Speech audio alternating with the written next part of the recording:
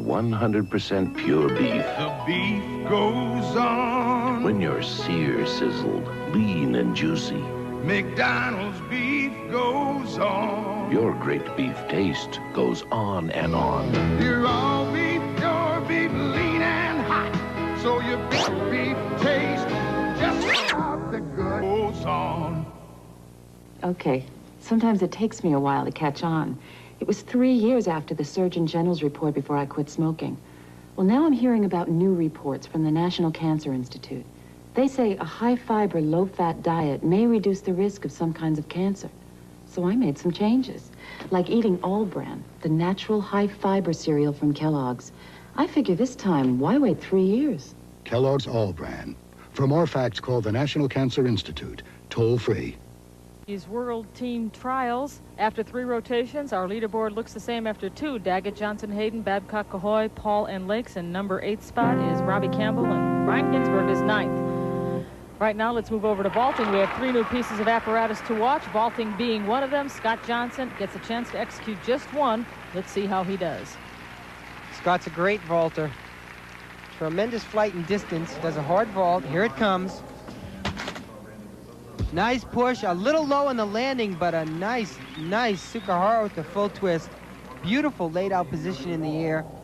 Watch the push off his hands. How much full speed is this? Is this really the fastest he can run? This is the fastest he can run and still have some control, but look at the push off the horse. Body perfectly straight in the air. And bends a little low for the landing, but that's not a major deduction at all. And the score for Scott Johnson, 9.65. Let's go now to the high bar, where Dan Hayden is chalking up and getting ready to compete. The 3 pieces of apparatus that we're going to see now are vaulting, high bar, and the parallel bars. Right now we're on the high bar. And Dan Hayden is tremendous on this event.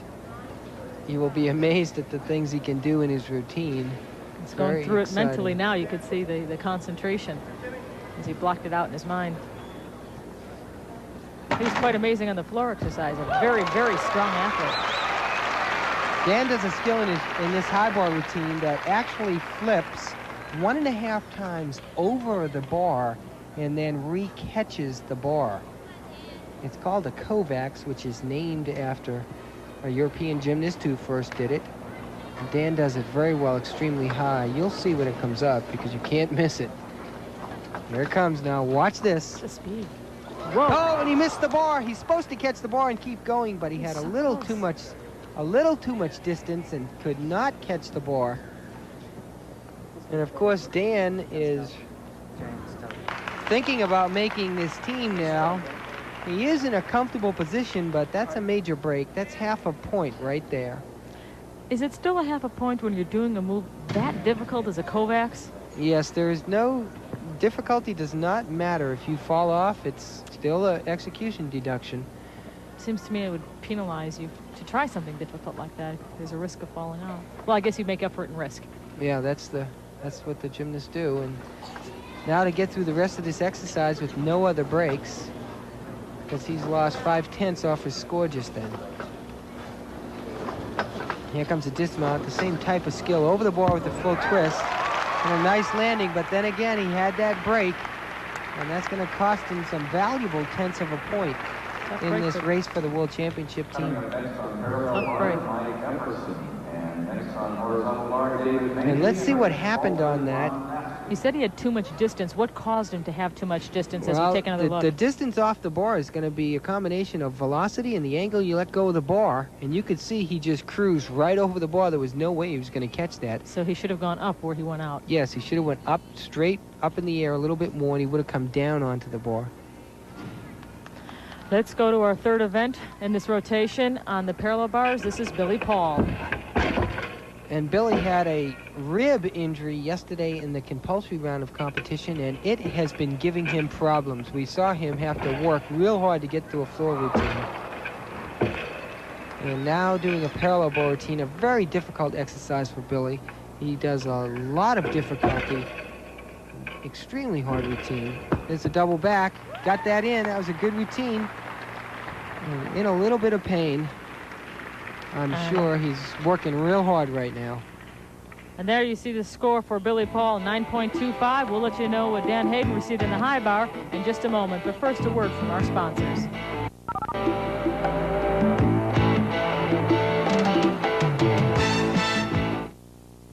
Score on the high bar, 8.6.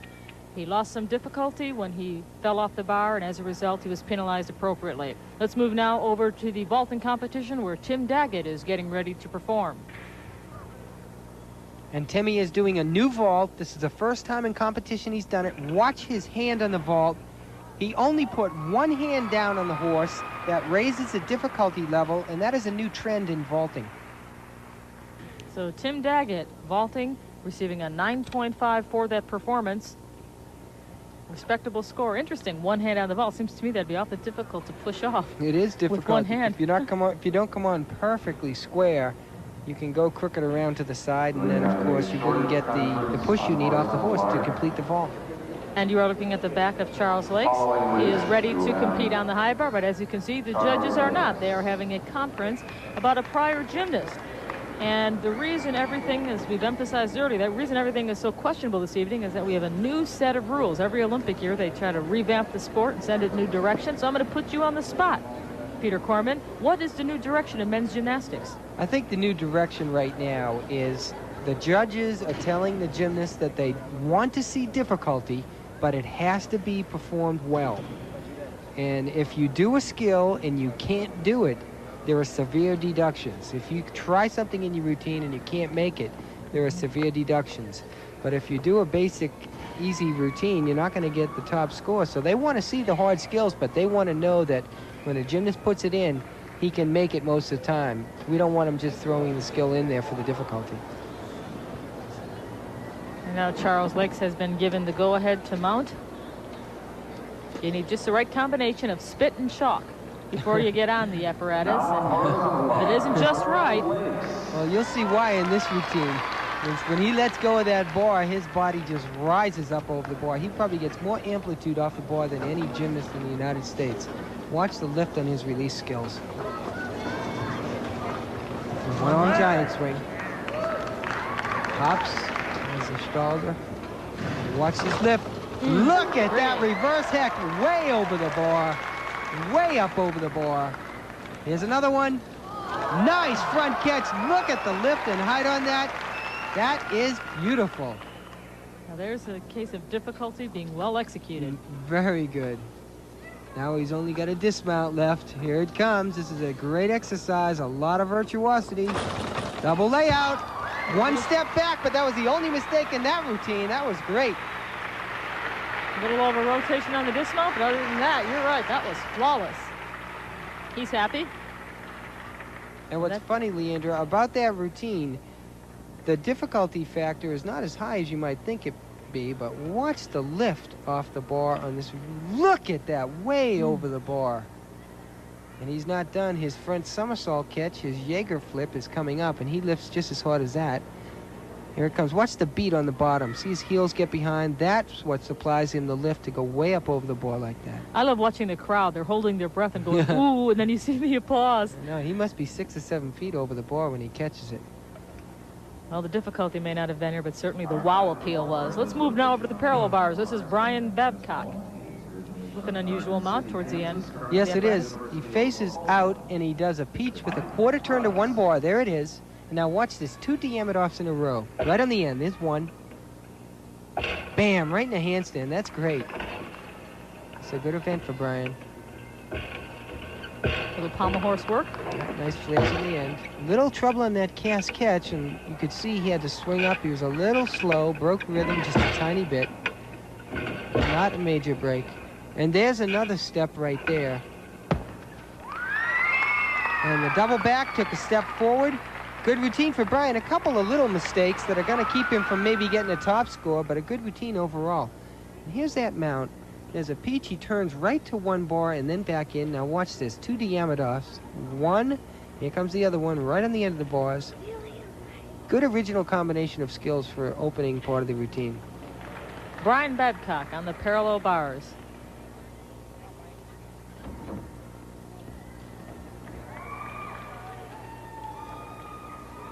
Nice mounting sequence.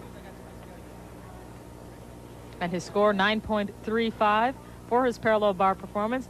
And Charles Lakes, whom you saw compete on the high bar, he received a 9.55. And that concludes this rotation. We will continue with more gymnastics here at the St. Paul Civic Center. But first, we have a word from our sponsors. Toasted, spicy sausage patties, scrambled eggs and peppers, and topped off with that Bay's English muffin. Only Bay's combines spring wheat, Idaho potato flour, whole milk, creamery butter, and cane sugar. The latest breakfast craze starts with a Bay's English muffin in your grocer's dairy case. Bay's. Sunday, saddle up with ESPN. Our total sports lineup takes you to cowboy country for the 1985 Winston Tour Team Rodeo Competition. Then a special theatrical television exclusive. You'll meet a man who really carries clout when Max Gale steps up to the plate as the Babe. After SportsCenter, one of the NHL's strongest front lines takes on one of the best goalies. It's the Minnesota North Stars against the Buffalo Sabres live. It's all Sunday only on ESPN.